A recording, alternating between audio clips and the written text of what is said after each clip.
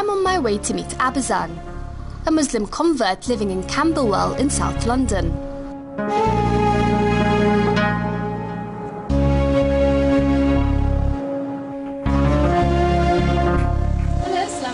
Abzan converted to Islam in the early 90s, influenced by other converts to Islam from a similar background.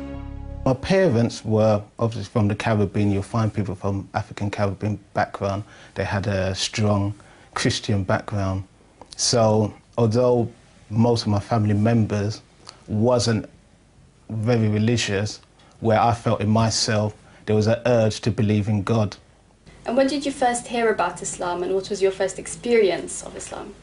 Interestingly, when I used to go to school, there was a boy, and I heard that he was fasting, but I didn't really understand the nature of what he was fasting or as such. So that was in my school days. It's only now I realise, oh, he's a Muslim as such, because he's one of those who was fasting, so he was at school. So that was, I would say, the very early stages of recognising Islam. But I think it really came about maybe years and years later. At what point in your life did you feel like you wanted to delve more into Islam and find out more, as like this could be a potential religion that you might follow? As I was a Christian, I used to read the Bible very heavily.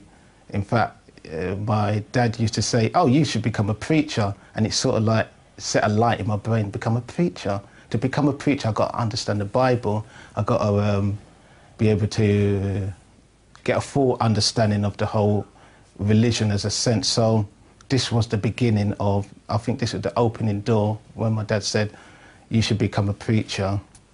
As such, that opened the door for me to go out there and do thorough research into Christianity as such. So I decided to buy all the necessary books as such. So this is another avenue for me to get insight into Islam via Christianity. Well, obviously, reading the New Testament, it speaks about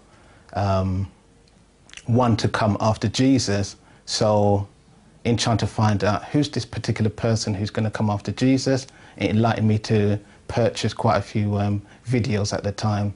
And these videos were by Ahmadiyya, having conversations, debates with Christians, and in doing so, he used to challenge all the different notions of Christianity, Jesus and the Bible. So that was quite an interesting insight into giving me a doorway towards Islam.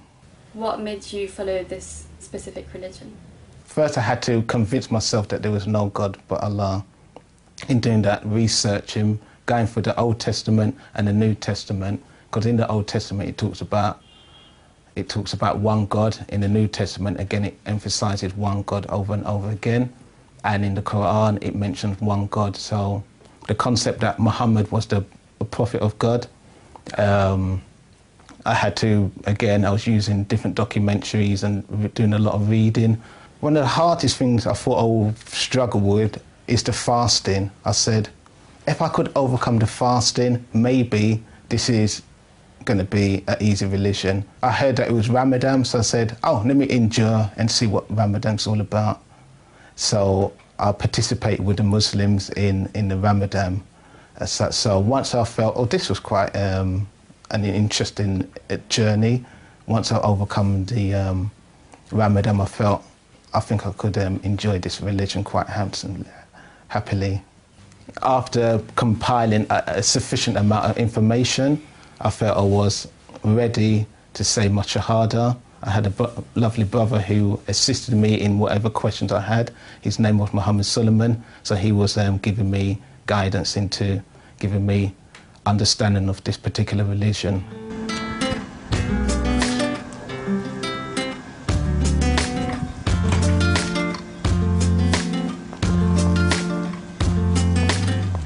Abzan has taken me to meet Muhammad Suleiman, who himself converted to Islam in 1984.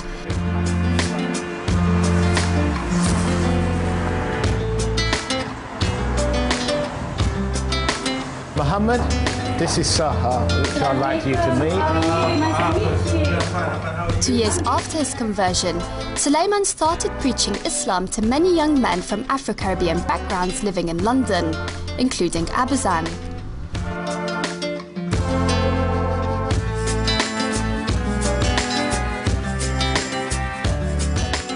I asked Sulaiman how he met Abzan and how he influenced him to turn to Islam.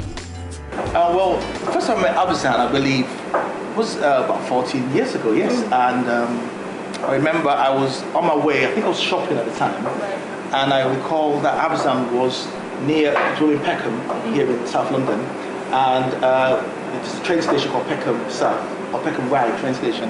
I remember seeing him there, engaging, I think, two other individuals, I believe, at the time. One of them, I believe, was from the Nation of Islam, and another one was from a Muslim group. It was not an Orthodox group, but they were called Holy Tabernacle Ministries. Right. And I think there could have been another person there. I think there were maybe two or three of you. But anyway, there was a conversation taking place, and I can't resist debate. That's one of my weaknesses. So I remember, I think the Nation brother and the brother from the Holy Tabernacle Ministries was debating each other. Abzan was there listening intently. I think he asked one or two questions, I believe. Yeah. So I heard this discussion, went over, found it interesting, and then I just started engaging these two brothers. And because of the way he was asking questions, I just felt this kind of sincerity within him to be looking for the truth. So I remember engaging these two brothers, speaking to them, and just almost, just questioning their belief, and not in a bad way, but just trying to pull out the kernel of what's the truth in what they're saying, perhaps to assist him to come to some understanding.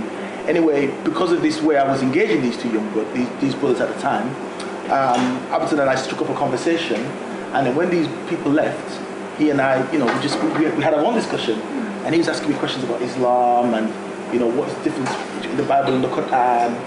What is the difference between our beliefs, my belief as a Muslim, and the beliefs that the Nation of Islam held and these other groups? And also as well, he asked me about the Sunni and the Shia difference as well.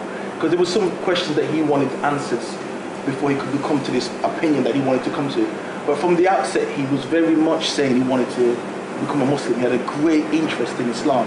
But he just had to have some of the issues kind of resolved to the best of his abilities. And so that's the kind of searching, inquiring mind that I've always experienced Abzan, to have someone that absolutely just wants to find the truth in the discussion, but in a very humble and respectful way. So how was the route to the conversion? What happened during the conversion? Well, I have a way of, when I meet people, that I believe that you have to get to know the person. You have to kind of, you meet them regularly like we did. So we arranged to meet. We met regularly. He would ask me, he would say, have you got any literature and books you can guide me to? If you can bring any information yourself, bring it. So we would meet at his house, or he'd come to my house, and we just formed a friendship after that point, like a bond. And it wasn't like, we're a friendship because you have to come Muslim. It was just two people who were very inquisitive about life, very interested in what's happening around them. And basically from that's how we kind of formed this friendship. And it lasted months, wasn't it? It was literally started from days and weeks, and then got into months. And what I did with him was I'd say, listen, anytime I'm going to the mosque, fancy coming along? He'd be like, yeah, why not? I said, you can meet other Muslims, other people similar to my thought and opinion on life. Have a word with them, see what you think, up to you, make your decision. So he would say, okay, cool. And so he came along with me to a few Islamic functions, Islamic events. He would come to the mosque. And the more he came along, and he got to meet other friends of mine, the more he could see, well, hey, Muslims are not like, as they're painted in the media. They're just statues of human beings, normal people getting on with life. But also as well, he liked the intellectual, inquisitive side of Islam, and he's a very spiritual person. So that light of Islam, the spiritual light of Islam, really attracted him. So the more we engaged more Muslims, the more he was able to go to, we'd even go to the church as well. And then he would say, well, or we go to the nation meetings with him. I'd go to nation meetings with him. Wherever he felt comfortable to go, I said, I'll go with you, because I'll show you that Islam has an answer and a solution and can answer your questions. So that's what we did. So Mohammed, if you can tell us how Abzan was before he converted, and what changes you see in him now, after he converted. Well, how it was when I first met him and how he is now, I would say, if anything, he's a more spiritual person. He's always been spiritual, but now he seems to emanate that more. He also he's always been very interested in reading and an intellectual, philosophical approach to Islam. But now he's got this he's more voracious in his ability to want to read, to want to pass information on. We used to have this kind of like Islamic kind of education program, him and I, and we would sell cassette tapes. For those who don't know what cassette tape is, like an old way of passing information on. And we would sell cassette tapes, we used to print booklets, and a lot of this production of the means of education and propagation was primarily Abzan, because he was always insisting that this message, because it's the truth, we have to get it out there. We have to spread this knowledge. So he's always been someone, once he commits to something, he gives 100%, in fact 110% in what he commits to. And I, for one, have been honoured and awed and inspired by him, over the years. He always comes with something different. He always brings a different dimension, a different, deeper understanding to Islam, and helps to strengthen my faith. So I think it's been an enriching experience meeting him.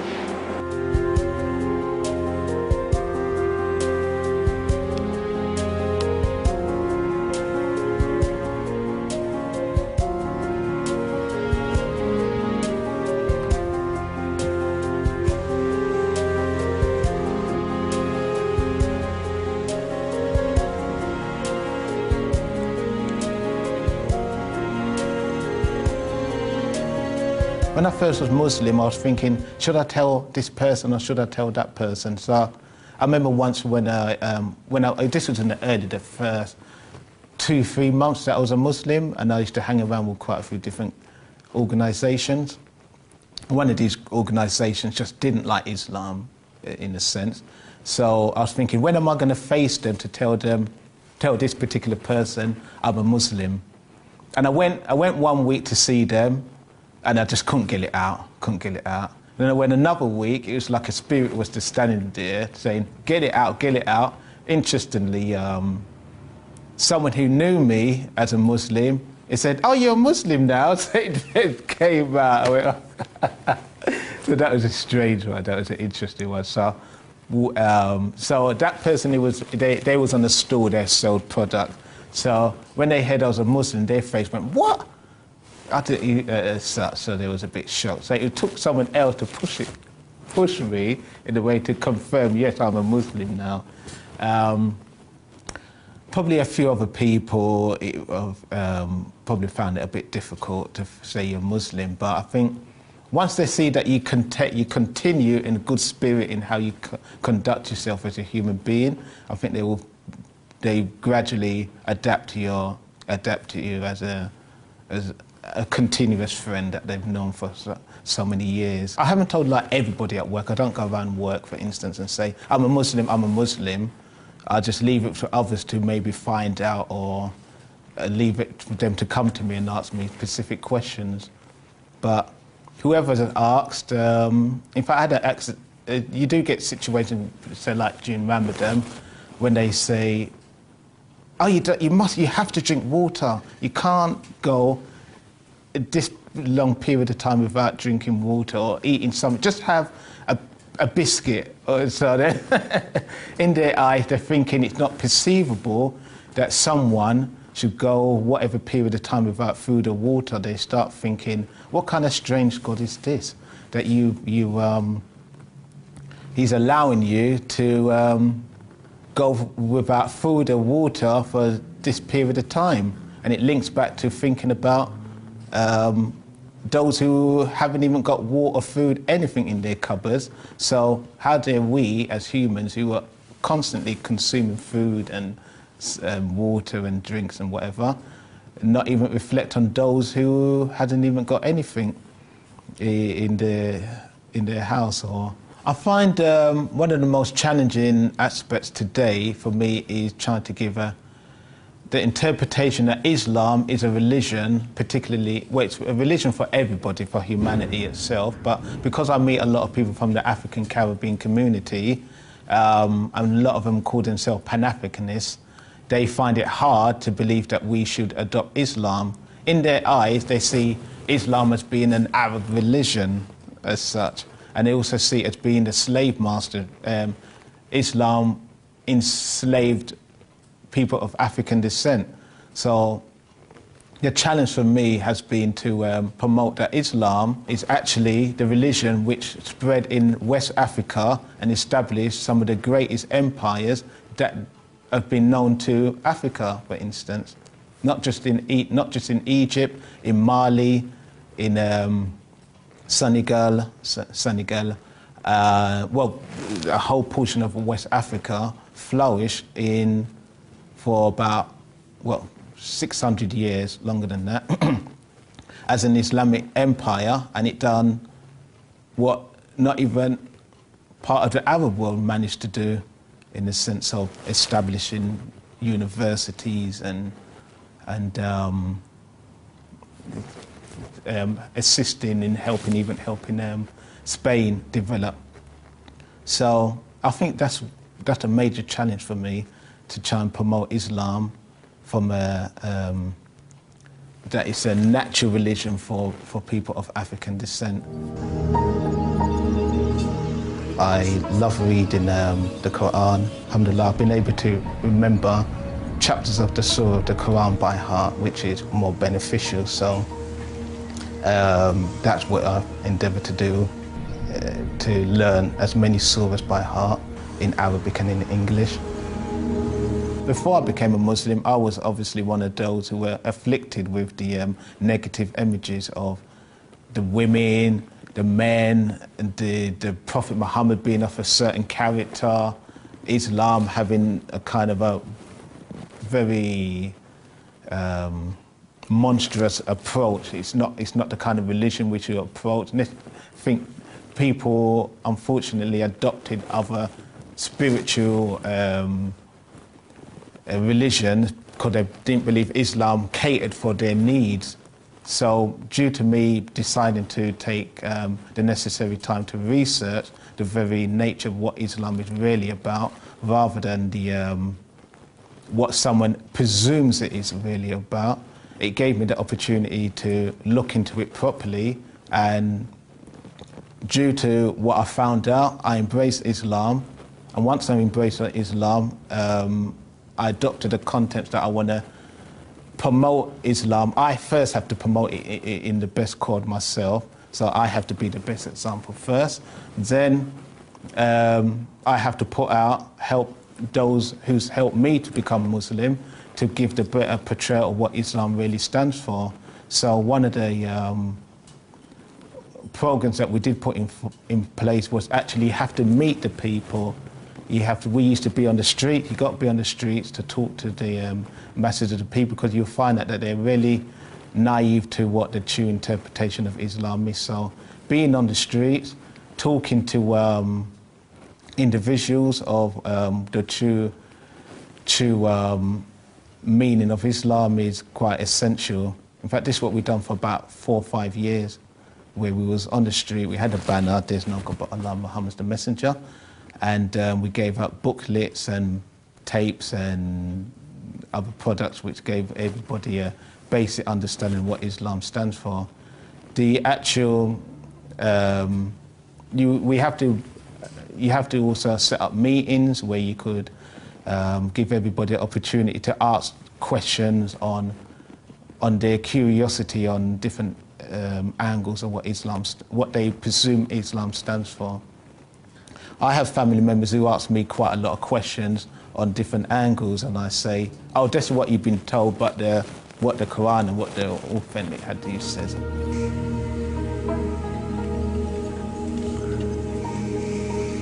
Allah deserves all the praises for what He has bestowed upon me. I got a better insight into how I should live, how I should treat my family, how I should look on the Muslim world as a whole. I feel you just cannot praise Allah enough for what He has bestowed upon us.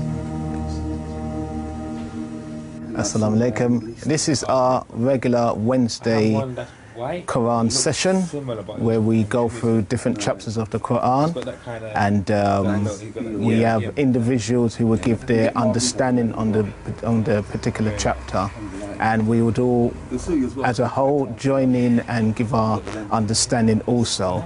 There's like a question and answer. Everybody gets involved, so it's not just like a lecture where you hear a sheikh give a particular talk, then everyone asks questions and answers. This one is more of a gathering for everybody to participate and feel part of a communal session where we all learn from one another, different understanding of the Quran itself. These sessions, alhamdulillah, have been run for about 3 years now, so the attendance is quite balanced, where sometimes we have a lot, other times we have just a few, but the incentive is just to keep rolling, and even if, because the Quran says, even if there's 2 or 3 of you, come together and get an understanding of the meaning of the Quran. So that is the very basic of what we do on the Wednesdays sessions here. We have sessions at this location, and we also have a session in another location in a restaurant where we hope to do some sort of, we're hoping that the people who come inside the restaurants will get enticed to want to join us and understand what we're talking about when it comes to the Quran or even any general Islamic issues. Started off with just 3 of us, then it went to about 5, then it went to 10. So there's roughly about between 6 to 10 people who attend on a regular basis. So considering it's not like a session with a particular well-known established name, it's done quite well, I would say, in a sense. So more people would gradually come along to this session as the time ticks away. It's quite early still, so we're just gonna get prepared. I'm going to probably get myself prepared with what to say as such. Once again, we have arrived at that destination where we are called upon to stand up for the right cause of Al-Islam. We normally end with Surah Asr. I will start with Surah Asr in English today. In the name of Allah, most gracious, most merciful, I swear by time, most surely man is in loss, except those who believe and do good deeds, and enjoy upon each other truth, and enjoy upon each other patience. That very surah which we've gone through in the early stages of when we first started, and we once again went through it again. In fact, it's a surah which you could just keep going over and over again because of the beauty, the gems that are contained into it. But within that it says to enjoy upon each other truth and enjoy upon each other patience. In fact, before that it says man is in loss. As you see, the world is in loss to the knowledge of Al-Islam, and it's our duty as a human being to establish programs where we could elevate one another to have a better understanding, a higher understanding of what Islam means, stands for in its basic sense. So we are striving to, as a being, to be of those who understand truth to a certain degree and to implement it to those who are around us. As the Holy Prophet said, the Holy Quran is Allah's university, so learn as much as you can in this university. Again, the Holy Quran is a very special book. It is just in the sense that it is meant for all times and all generations. And it is the last book of God. All other scriptures have come and gone. They've had certain problems with them, which, alhamdulillah, we are blessed with this particular book, the Holy Quran. As we stated last week, none of us could really find fault with the book. We all agreed that it is the word of Allah, and there was no need to doubt its authenticity, because if there was any faults with it, we would have found them. The Arabs, who knew Arabic better than anybody, would have found fault with it in 1400 years ago.